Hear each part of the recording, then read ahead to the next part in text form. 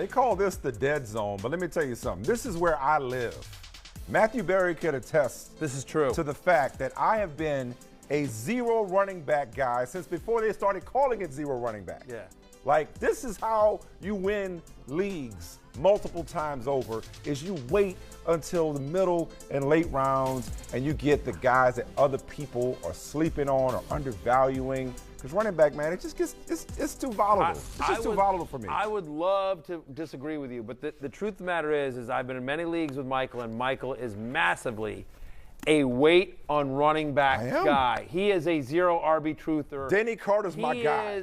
He is a disciple. We here. Of Denny Carter. We here. Our Rotoworld fantasy football expert. No, I ain't no disciple. Okay, let's get it right. I've been preaching this guy. I am your John the Baptist. Okay. I didn't know that till just now, and I'm thrilled. I'm thrilled to have you here. So, who are some zero running back guys that you are especially high on? Mike, before we start there, we should explain that. We should explain it because not everybody everyone calls knows. it zero running back. You're right. Not everyone follows Denny on Twitter. They should. This is inside baseball. And make sure you get Denny's actual Twitter account, not the 8 billion parody accounts that exist around about Denny's account. But yeah, so Denny, for those that are unfamiliar, because zero RB gets thrown around a lot, and I think there's actually a lot of misinformation about what it actually is. So why don't you talk about, at least for the purposes of our show, what we're defining zero RB as in terms of a strategy this year? There's a lot of confusion around what zero RB is. Like you said, Matthew, sometimes I'll post a roster that I've drafted with a bunch of running backs, and someone will say, wait, I thought this was zero RB. I thought that literally zero RBs are supposed to be on your roster. It's not quite it. So, generally what we're doing is we're hammering elite receivers and tight ends early, and then we're waiting until the middle or the later rounds, most likely the later rounds, to get guys who could find their way to volume, whether it's through the passing game or the early down roll or both, ideally. And that's the idea around zero RB, is kind of building a roster that takes advantage, that gets better with the chaos of the NFL season. We can't predict what will happen during the NFL season, unfortunately. We're still working on that algorithm, but with that chaos, you can fall into running backs who suddenly are seeing 20 touches a game, who are sitting on your bench. You have a built-in starter. That's the idea behind the zero RB strategy. It's also, it speaks to what we talked about at the top of the show. It is a weekly game. And so this is where your waiver wire comes in. This is where your foul budget comes in. It's like, if you can go week to week almost with running back, guys will end up emerging, and you got a shot at getting them. It's the most volatile position in the NFL, obviously. It's the one where there's the most injuries, and so there's the most opportunities for guys to emerge. We talked about this, at this time last year, Devontae Freeman didn't have a job. Yeah. He was sitting on his couch, and there was about a month there where he was a top 15 fantasy running back because the Ravens – obviously lost Dobbins and Gus Edwards in the preseason. And so I think that's what Denny's talking about. That's what we're talking about here, is that there are fantasy relevant players that, quote, come into the league, and they are often at the running back position because there's so much injury and turnover at the position. Injury, turnover, and so many committees. I think, 3 guys played 75% of snaps or something like that last year. It's just the bell cow workhorse running back is, for the most part, a thing of the past. Najee Harris's and Jonathan Taylor's are few and far between. Speaking of which, I was a big Rhamondre Stevenson guy last year, Denny, after the training camp that he had, and then he fumbled, and he was worthless at the beginning of the season before coming on late in the season. He was a healthy scratch for J.J. Taylor one week, it was really frustrating. But now he's playing the James White position in training camp. So are you high on Rhamondre Stevenson as a potential quote-unquote zero running back target? Well, we had a sound the alarm situation on Tuesday morning when Bill Belichick said, or he complimented not only Stevenson's pass catching ability, but most importantly, his pass protection improvements over the offseason. This is the thing that got Stevenson into the doghouse, into the Belichick doghouse last year. He was deactivated for several games after, I believe, he missed one block on a blitzer. But that's all it takes sometimes for a rookie. We know that. We've seen that before. But improvements as a pass catcher and a pass blocker, that's big. It's almost hard to overemphasize how big that is for his potential role in this New England offense. And as you guys know, this Patriots offense is going to look a lot different than it did last year. They've really simplified things with curiously, Joe Judge and Matt Patricia heading up the offense.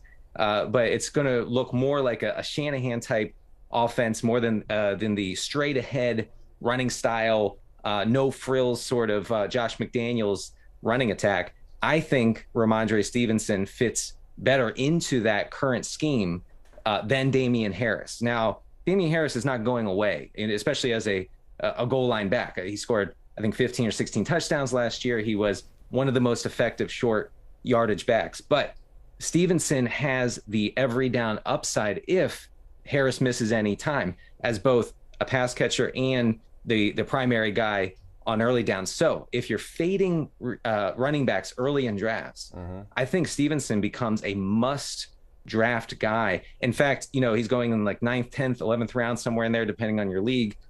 I'm reaching for him. I have to make sure that I get him because his upside is so great.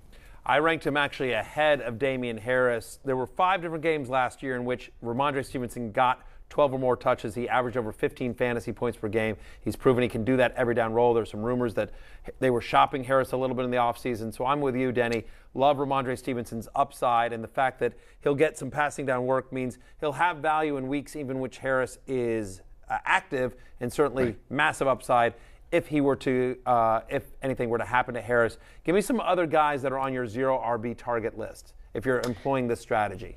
Sure. Yeah. I mean, Stevenson is really just the highlight. In fact, I feel like Stevenson's an even better pick per ADP than Tony Pollard, who's also a good pick there. But I'm going to go to Michael Carter. And I know it sounds strange because the Jets just invested a second-round draft pick on Breece Hall, who is supposed to be the primary running back in that backfield. But Michael Carter is good. Like, he was very good last year, very efficient as both a rusher and a pass catcher. I have some nerdy stats for you guys if you like them here. In 2021, his 1.7 yards per route run was only behind Austin Eckler and Alvin Kamara. That's it. Those are the only 2 more efficient pass catchers. I've heard of both those guys. I have too. Yeah. I've never drafted them, but I've heard of them. Yeah, well, they're good running backs. You don't like good running backs. I do not, and everybody knows this by now. We like to win. Yeah, we like to win. We like good running back. Yeah, we don't like our teams falling apart because our first round pick got hurt in week 2. But jokes aside, before I derailed you there, Denny, your point is that Carter is very efficient in stats that other good running backs are as well. And I think it was telling in the preseason game that both Breece Hall and Michael Carter both got kind of more or less the same run. I think everyone's sort of assuming, Breece Hall's going to take this job over. No. They've got a San Francisco coaching staff there.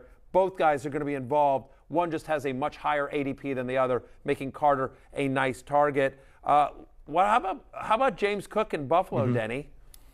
What are you thinking there? Yeah. I like him. I like him increasingly during training camp, because at first I was on Devin Singletary, but it really seems like, according to beat writers, that James Cook is primed to take over that pass catching role. And I keep talking about pass catching with these running backs, but it's such an important part, especially if you're in PPR formats, but even in half PPR.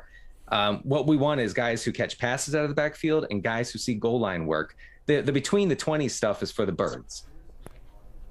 So James Cook is taking over that role, and I think that he could be very valuable on an every week basis in PPR formats, and of course has the upside of maybe taking over some of that early down role in what should be a pass heavy Buffalo offense. Yeah, the pass catching back in a Buffalo offense. Music to your ears. Music to your ears. I have him in my Scott Fishbowl team. I'm very excited about James. Hey, real quick before we let you go, in interest of efficiency, like another way to approach the 0 running back strategy is like down the line guys, not necessarily the guys with huge upside, obvious upside like Rhamondre Stevenson, but down the line guys with like a handcuff and somebody else's insurance.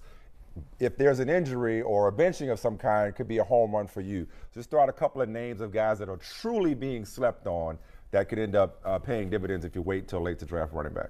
Yeah, so that's the key, drafting other people's insurance backs. We're going with Zamir White, who could get a big opportunity in Vegas. He's looked very good in preseason so far. Dameon Pierce, who averaged nearly 10 yards per carry in Houston's first preseason game. According to beat writers in Houston, he should be the number 1 back in the first month of the season. That's per a Tuesday report. And even a guy like Kenny Gainwell, who was good, was very good when the Eagles were more balanced on offense last year. I think we're going to see more passing from the Eagles. That's great for Gainwell. Yeah, I think those are all great names. I'd add Khalil Herbert. I'd add Isaiah Spiller for the Chargers there. I'd like Rachaad White in Tampa Bay. Brian Robinson with the Commanders. And, of course, and actually James Robinson is being slept on as well. Like, that's just some late-round running back flyers as well. Zero RB, absolutely a strategy, but you need to know what you're doing if you're going to employ it. It is the strategy, Denny. It is the strategy. My man. That's right. Appreciate you, brother. Hi, I'm Mike Tirico, and thanks for watching. Make sure to hit subscribe for the latest news and highlights from NBC Sports.